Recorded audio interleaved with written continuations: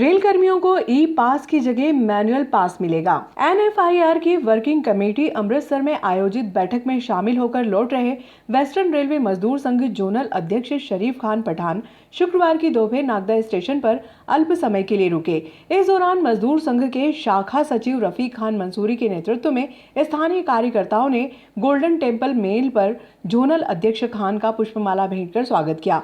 Zonal अध्यक्ष खान ने बताया कि रेलवे कर्मचारियों को वर्तमान समय में ई पास जारी किए जा रहे हैं, जिससे उन्हें परेशानियों का सामना करना पड़ता है। अब कर्मचारियों को दोबारा मैनुअल पास जारी किए जाएंगे, जिससे उन्हें यात्रा करने में सुविधा होगी। उन्होंने बताया कि सुपरवाइजर को क्लास 2 का दर्जा अतिशीघ्र मिलेगा। ट्रैफिक कर्मचारियों को 12 से 8 घंटे ड्यूटी रोस्टर, PTO, ट्रैकमैन सहित रेल कर्मियों की समस्याओं को बैठक में प्रमुखता से उठाया। जिंदाबाद जिंदाबाद भाई माली साहब, जिंदाबाद जिंदाबाद भाई गुप्ता साहब, जिंदाबाद जिंदाबाद जिंदाबाद।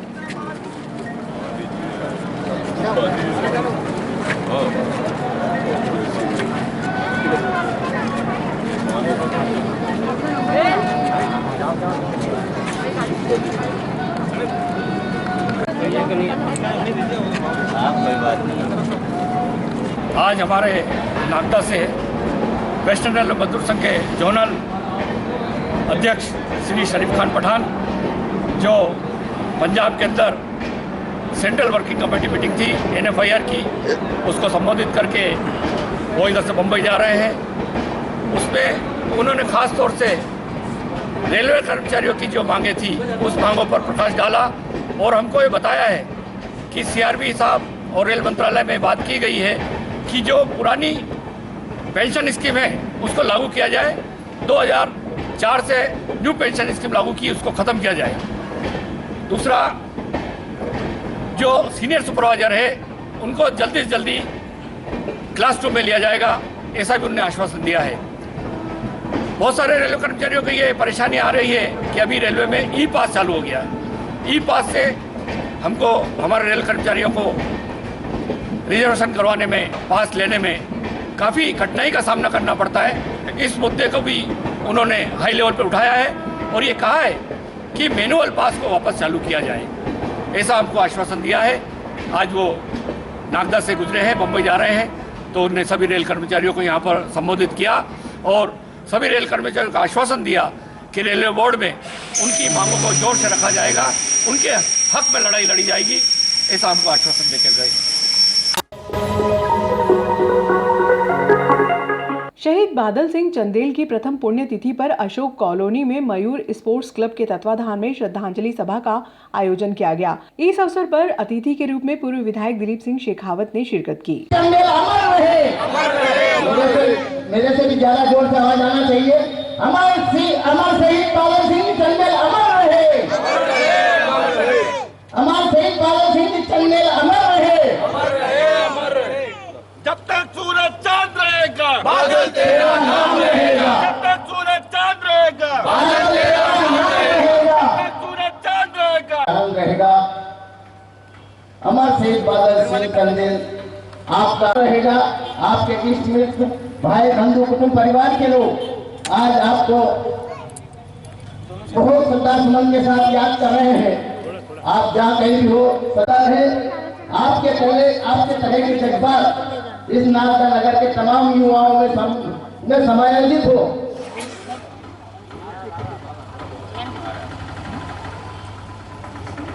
श्रद्धा सुमन अर्पित करते हुए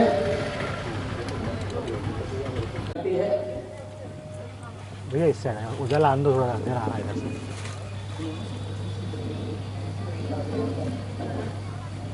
कितने जिन लोगों ने श्रद्धांजलि दे दी है वो नीचे पधारने का कष्ट करें, और जो भी मेरे साथी मंच के सामने खड़े हैं, युवा साथी, भाई बहन, एक एक करके मंच पर जाकर के और पुष्पांजलि अर्पित करें। अर्पित करेंगे अभी सभी साथी, युवा साथी, भाई बहन।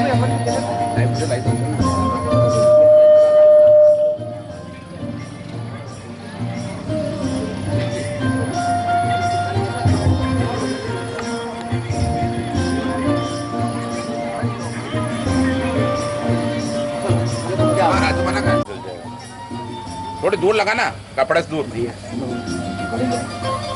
लो। पूर्व विधायक आदरणीय दिलीप सिंह जी शेखावत से भी निवेदन करें। 2-3 पीढ़ियों से संबंध है और निश्चित तौर पे ये परिवार पूरा एक समर्पण भाव से लोगों के काम आने वाला, लोगों के सहयोग करने वाला परिवार रहा है। और आज जो इस अवसर पर हम सब उपस्थित हुए हैं, मैं आशा करता हूं कि इसी प्रकार से हम परिवार के साथ में जुड़े रहेंगे और भाई बादल को अपनी ओर से मैं पुनः श्रद्धा सुमन अर्पित करता हूं। जय हिंद। आदरणीय श्री दिलीप सिंह जी शेखावत जी को आमंत्रित करता हूं कि वे आएं और शोक श्रद्धांजलि अर्पित करें। श्रद्धांजलि सभा में उपस्थित सभी मातृशक्ति को प्रणाम करता हूं, सभी वरिष्ठों को प्रणाम करता हूं और युवा दोस्तों। आज आप और हम सब लोग एक बार फिर एकत्रित हुए हैं आदरणीय शहीद बादल जी को श्रद्धांजलि देने के लिए। इस श्रद्धांजलि सभा को आयोजन करने वाले सारे लोगों को मैं प्रणाम करता हूं, क्योंकि अमूमन राजनीतिक क्षेत्र में और सामाजिक क्षेत्र में मुझे काम करते हुए लगभग 35-40 साल हो गए और मेरी जिंदगी का जो अनुभव आया वो अनुभव ये आया कि जब शहीद होता है व्यक्ति, उस वक्त जो समाज में एक जुनून होता है, वो जुनून बाद में कम दिखता है। और अगर ये परंपराएं समाज के अंदर चली, देखो एक दिन की हम श्रद्धांजलि सभा करने से परिवार के लोगों को जो संबल मिलता है, परिवार के लोगों को ही संबल नहीं मिलता जो एक नौजवान होता है और जिसके मन में ये तमन्ना होती है कि मैं इस भारत माता के लिए अपना सर्वोच्च न्योछावर करूं, उसको प्रेरणा मिलती है। और ये बात सही है कि जो हमारे आज के लिए अपना आने वाला भविष्य बलिदान करता है, वो आत्मा कितनी पुण्य होगी उसकी कल्पना आप और हम सब लोगों को है। और इसलिए मैं ऐसे देश के वीर सपूत श्रद्धेय बादल जी के श्री चरणों में श्रद्धा सुमन अर्पित करता हूं। ये बात सही है कि वो क्षति, ऐसी क्षति, उस क्षति को हम पूर्ति नहीं कर सकते। सबसे पहले हमारे भतीजे बादल चंदेल को चरणों में नमन करता हूं और श्रद्धांजलि अर्पित करता हूं।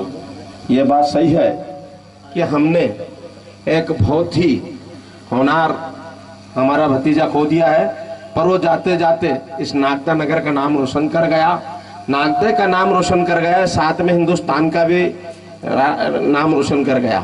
मैं भगवान से यही प्रार्थना करूंगा कि उनके परिवार को भी इतनी शक्ति दे कि कभी भी उनको ये नहीं लगे कि हमारे से बादल दूर है, इतनी शक्ति दे। उनके चरणों में नमन करता हूं और श्रद्धांजलि अर्पित करता हूं। जय महाकाल। नमन करता हूं, ज्ञान की देवी मां सरस्वती को नमन करता हूं। ये हम सबके लिए और मैं मानता हूं कि मेरे लिए एक बहुत ही गर्व का विषय है कि मैं आज हमारे नागदा के अपने युवा मित्र भाई स्वर्गीय शहीद बादल चंदेल के इस श्रद्धांजलि सभा में उपस्थित हुआ हूं। 0 से -डिग्री के टेम्परेचर पे बादल चंदेल अपने ड्यूटी को निभा रहे थे और ड्यूटी के दौरान उनकी जो मृत्यु हुई है, और मैं धन्यवाद देता हूं पंडित अटल बिहारी वाजपेयी साहब को, जिन्हों के अथक प्रयास थे कि यदि कोई आर्मी का जवान ड्यूटी के दौरान शहीद होता है तो उसे शहीद का दर्जा दिया जाए। तो मैं बहुत बहुत शुभकामनाएं इस पूरी युवा टीम को भी देता हूं कि आपका जो जज्बा है शहीदों के प्रति अजर अमर है, और इसी प्रकार से हम सभी को देश के प्रति जागरूकता दिखानी चाहिए। पुनः बादल चंदेल के श्री चरणों में नमन करता हूं, श्रद्धा सुमन अर्पित करता हूं। जय हिंद, जय भारत। गुड़ी पड़वा पर शहर में पंडित प्रदीप मिश्रा के आगमन को लेकर भव्य आयोजन होगा। हिंद सांस्कृतिक मंच के संरक्षक दिलीप सिंह शेखावत ने बताया कि दशहरा मैदान से भव्य यात्रा का शुभारंभ होगा, जो शहर के मुख्य मार्गों से होकर ग्रेसिम खेल परिसर में पहुंचकर धार्मिक आयोजन में परिवर्तित होगा। 1.25 लाख दीपक से भगवान राम की महाआरती के पश्चात पंडित मिश्रा के प्रवचनों का लाभ ले सकेंगे। पता है कि 2005 में हिंद सांस्कृतिक मंच ने सबसे पहले नववर्ष गुड़ी पड़वा का एक आयोजन मनाने का निर्णय लिया था। और 2005 से लेके और 2019 तक हम लोग कुछ शहर में भगवा ध्वज लगाना और दीपक बंटवाना और एक भजन संध्या ऐसा करके हम लोग आयोजन करते थे। भजन संध्या बाद में फिर चूँकि गुड़ी पड़वा के इस कार्यक्रम को बाद में नगर पालिका कराने लगी तो भजन संध्या एक बड़ा आयोजन नगर पालिका भी करती थी। जो मैंने पढ़ा है सुना है उसमें गुड़ी पड़वा पे विशेष करके जो 13-14 बिंदु हम लोगों ने पढ़े हैं, मैंने कुछ देखे कि नववर्ष क्यों मनाया जाता और इस बार हम लोग गुड़ी पड़वा नववर्ष पे एक हिंदू नववर्ष क्यों मनाना चाहिए उसमें का एक पैम्पलेट भी निकालेंगे और पैम्पलेट के साथ में हम लोग कोशिश करेंगे कि प्रत्येक घर में एक प्रतीकात्मक एक दीपक हम लोग वहाँ पर घर में दें और साथ में हमारा जो गुड़ी पड़वा नववर्ष का जो मेन आयोजन है राम रथ यात्रा जो 1 तारीख को पूर्व संध्या पर दशहरा मैदान से निकलेगी शाम को 4 बजे और MG रोड जवाहर मार्ग होते हुए ग्रेसिम विद्यालय खेल परिसर में उसका भव्य आयोजन होगा, पूर्णाहुति होगी। इस संपूर्ण यात्रा में हम सबका सौभाग्य है शहरवासियों का, इस क्षेत्रवासियों का कि भारत के जो प्रसिद्ध शिव पुराण कथावाचक है उनके जो कथावाचक है पंडित प्रदीप मिश्रा जी वो उस आयोजन में पूर्ण आयोजन में हम सब लोगों के साथ में रहेंगे। अभी तक हमने लगभग 100 गांवों की बैठक इस कार्यक्रम के आयोजन के लिए ले ली है।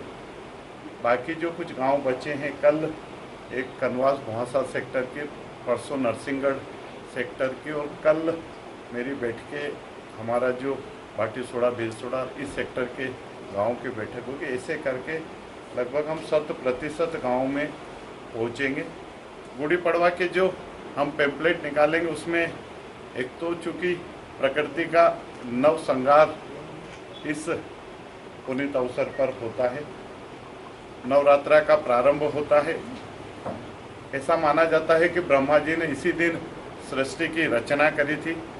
प्रभु श्री राम का राज्याभिषेक भी गुड़ी पड़वा नववर्ष पे हुआ था। राजा युधिष्ठिर का राज्याभिषेक भी लगभग 5116 वर्ष पूर्व इसी दिन हुआ था। कलयुग में विक्रम संवत का शुभारंभ भी इसी दिन हुआ था। संत झूलेलाल जी का जन्म दिवस भी है। गुरु अंगद देव जी का जन्म दिवस है। महर्षि दयानंद जी ने इसी दिन आर्य समाज की स्थापना करी थी और सरसंघ चालक जी परम पूजनीय डॉक्टर हेडगेवार जी का जन्मदिन भी इसी दिन है। ऋषि गौतम का जन्मदिन भी है और प्रभु श्री राम के द्वारा बाली का वध भी इसी दिन हुआ था। ये एक जो शास्त्रों के अंदर लिखा हुआ है। इसमें हमने गुड़ी पड़वा के कार्यक्रम को आम जनता को जोड़ने के लिए हमारी जो बड़ी बड़ी बैठकें हुई और प्रत्येक गांव में भी 25, 26, 27 तक प्रत्येक गांव में हमारी बैठकें हो जाएगी। 27 तारीख को संपूर्ण शहर नागदा में भी प्रत्येक वार्ड में हमारी बैठकें हो जाएगी। इसके पहले हमने नागदा शहर के कुछ प्रतिष्ठित जो व्यापारिक संगठन है और सामाजिक संगठन है हमारी उसकी बैठकें भी हो गई है। इस कार्यक्रम को भव्य बनाने के लिए हमने कुछ कार्यक्रम तय करे हैं कि एक तो ये है कि हमने आग्रह करा है कि उस राम रथ यात्रा में अधिकतम लोग भगवा वस्त्र पहन के आए, ऐसा आग्रह हमने करा है। अब उसमें कितनी सफलता मिलती है। पूरे शहरों को हम लोग भगवा ध्वज से सजाएंगे। दूसरा 29 तारीख को इस विधानसभा के नागदा खाचो तहसील को हमने टारगेट करा है। बाकी जगह भी हो तो कोई आपत्ति नहीं, लेकिन नागदा और खाचोद में प्रभु श्री राम और हनुमान जी के मंदिर पे 29 तारीख को महाआरती होगी और अधिकतम लक्ष्य को हम लोग साधेंगे, कोशिश करेंगे कि हमको इसमें सफलता मिले। 30 तारीख को नागदा के अंदर हम एक विशाल वाहन रैली निकालेंगे। वैसे ये वाहन रैली का आग्रह हमने प्रत्येक जनपद क्षेत्र में करा है कि हर 10-12 गाँव में मिलके कुछ वाहन रैलियाँ निकले।